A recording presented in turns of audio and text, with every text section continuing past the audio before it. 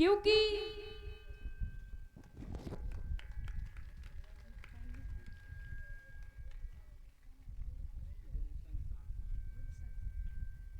और हमारे गुलशन भैया की तरफ से ये नोटों का हार पहना करके सम्मान किया है।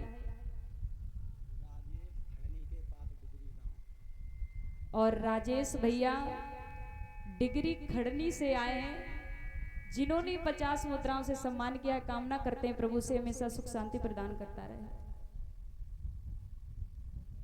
इधर जैसे ही जवाब दिया है कि हमें ऐसी कथा सुनाओ जिससे जीवन में सुधार आए, क्योंकि अपने जीवन में ऐसे ऐसे कार्य करते हैं लेकिन तब पर भी कभी कभी गलतियां हो जाती हैं, क्योंकि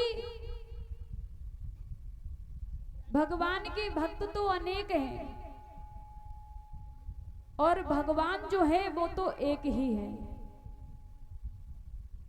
इधर श्री सुखदेव जी समझाते हैं उत्तरानंदन परीक्षित, इसी सूर्य वंश में ऐसे ऐसे महाराजा हुए हैं जिन्होंने अपना नाम दुनिया में कमाया है, लेकिन इसी वंश में जो वंश था आगे बढ़ता रहा, लेकिन उसी में महाराज रघु हुए हैं और रघु से अज हुए हैं। आइए हम तुम्हें ऐसी पावन में कथा को दर्शाते हैं जिससे देखते हैं कि प्रभु श्री राम का अवतार कैसे होता है। तो रामायण एक ऐसा ग्रंथ है जिसे पूरा जीवन भर पढ़ो तब पर भी कभी खत्म नहीं होता है।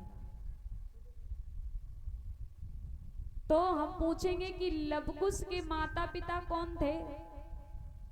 परीक्षित महाराज, लवकुश के माता पिता कौन थे? राम जी। और राम के पिताजी दशरथ के पिताजी वो अज थे। आइए बताते हैं कि ऐसे राजा हुए हैं जिन्होंने अपने जीवन में इतना अच्छा कार्य किया, लेकिन कहते ना कि ऐसे ऐसे राजा हुए हैं, लेकिन राजा तो हैं लेकिन सब संतानहीन हुए हैं। किसी के घर में संतान नहीं है, कोई तप से आया है तो कहीं वरदान से आया है, लेकिन महाराज जो अज हैं इनके घर में संतान नहीं है, लेकिन दान इतना करते हैं कि सोने की जो गाय है वो दान में सबको बांटते हैं। क्या हुआ, एक बार उसी नगर में एक ब्राह्मण देव जी रहते थे और उनकी जो पत्नी थी उनको पता चला कि हमारे राज्य के राजा अज हैं, वो दान लुटाते हैं, सोने की गाय बांटते हैं। अपने पति से कहा कि जाओ तुम यहाँ पर बैठे रहते हो, कम से कम राजा के यहाँ जाओ, राजा देखो सोने की गाय दान में देता है, अगर सोने की गाय हमारे घर में आ जाए तो हमारा ये जीवन धन्य हो जाएगा। महाराज हाँ। तो हमों को मिलेगी गाय सोने की। हाँ हमारे एक टांगा डब्बा जो गाय की और का रही हम चांदी की। चांदी की? सब सोने की मिलती तो हमें चांदी की तो मिलना ही चाहिए।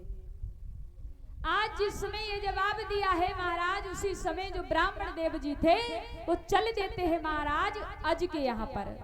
जब चले हैं तो क्या हुआ, जा करके देखा तो महाराज अज ने बहुत ही सम्मान किया, उच्च सिंहासन पर बैठाल करके बड़ा ही प्यार किया और जवाब दिया, कहो ब्राह्मण देव आपको क्या चाहिए, क्योंकि हमारे यहाँ कोई भी व्यक्ति आता है वो कभी खाली नहीं जाता है। उसी समय ब्राह्मण जो थे वो कहने लगे, हे राजन तुम तो अपने दादा परदादा की कमाई का राज चलाते हो और वही जो कमाई है दान में दे रहे हो, हमें वो चाहिए जो तुम खुद कमा करके दान में करो। महाराज अज सोचने लगे, क्योंकि ब्राह्मण देव ने कहा हमें वो दान में दो जो तुम खुद कमा पाओ। जवाब दिया महाराज तो हमें थोड़ा टाइम दो और टाइम देने के बाद में हम तुम्हें जो खुद कमा करके लाएंगे वही तुमको देंगे। महाराज ब्राह्मण देव जो थे चले जाते हैं। उसी समय अज जो थे राजाओं वाले वस्त्रों को उतार करके साधारण से वस्त्र पहन ले और नगर में घूमने लगे कि हमें कहीं काम मिल जाए। सुबह से शाम होने लगी लेकिन कहीं काम नहीं मिला। अंत में एक लोहार की दुकान पर पहुंच जाते हैं। जहां पर पहुंचे तो उन्होंने इतनी मेहनत की लेकिन मिला क्या? एक पाई मिली है, एक सिक्का मिला है। वही महाराज आज वो सिक्का लेकर के अपने घर आ जाते हैं। उसी समय जैसे ही सुबह हुई ब्राह्मण देव चले आए, जवाब दिया राजन क्या तुम मेरे लिए कुछ लेकर के आए हो? जवाब दिया हाँ ब्राह्मण देव, मैंने मेहनत की, क्योंकि हमें अब पता चला कि खुद मेहनत करके खाना कितना कठिन होता है। आज जवाब दिया हमें जो ये मिला है वो एक सिक्का है, यही मिला है, क्या आप ये स्वीकार कर सकते हैं? उसी समय ब्राह्मण देव ने जवाब दिया चाहे एक हो या दो, लेकिन हमें तो तुम्हारी मेहनत का ही चाहिए। उसी समय वही जो सिक्का था ब्राह्मण देव को दे दिया। अब ब्राह्मण देव अपनी मुट्ठी में पकड़े रहे। जब पकड़े रहे उसी समय अपने घर को चले जाते हैं। जब घर को गए तो क्या देखा?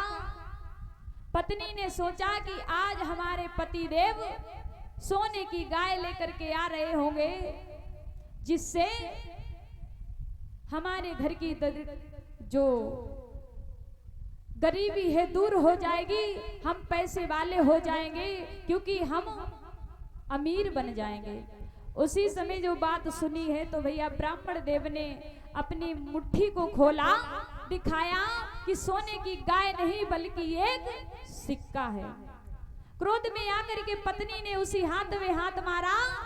वही जो सिक्का था जमीन में दरार होने के कारण वो सिक्का जमीन पर गिर गया। श्री सुखदेव जी समझाते हैं उत्तरानंदन परीक्षित, जिस समय वो सिक्का जमीन में गिरा, गिरने के बाद में उसी में से एक वृक्ष निकला, छोटा सा पौधा निकला। होने के बाद में धीरे धीरे कुछ बड़ा हुआ। जैसे ही ये ब्राह्मण देव ने देखा तो महाराज अज को सूचना दी। जवाब दिया महाराज जो आपने वो पाई दी थी वो हमारी पत्नी ने क्रोध में आकर के हाथ मारा तो वो जमीन पर गिर गया और जमीन से उसकी जगह पर एक पौधा निकल आया। उसी समय महाराज अज ने वो जमीन खुदवाई।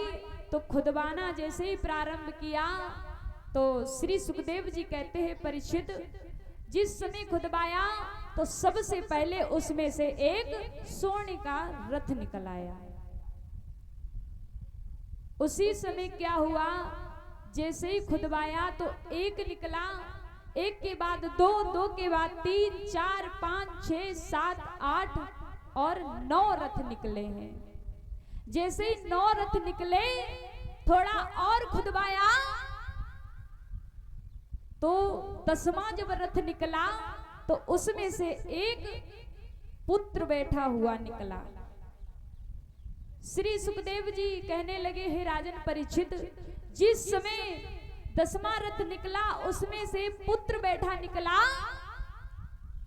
वह ब्राह्मण देव ने महाराज अज को सौंप दिया। जवाब दिया महाराज आपकी पाई के खातिर हमारे घर में ही ये सोने के रथ निकले हैं और इसमें से एक पुत्र निकला है, हमें इसकी कोई आवश्यकता नहीं है क्योंकि ये सब आपका ही है। महाराज अज कहने लगे कोई बात नहीं, ये जो सोने के रथ हैं ये इन्हें तुम ले जाओ और जो ये पुत्र है इसे हम ले लेंगे क्योंकि हमारे यहाँ कोई संतान भी नहीं है। आज उसी 10वें रथ में से वो पुत्र निकला तो उसी का नाम रखा गया दशरथ।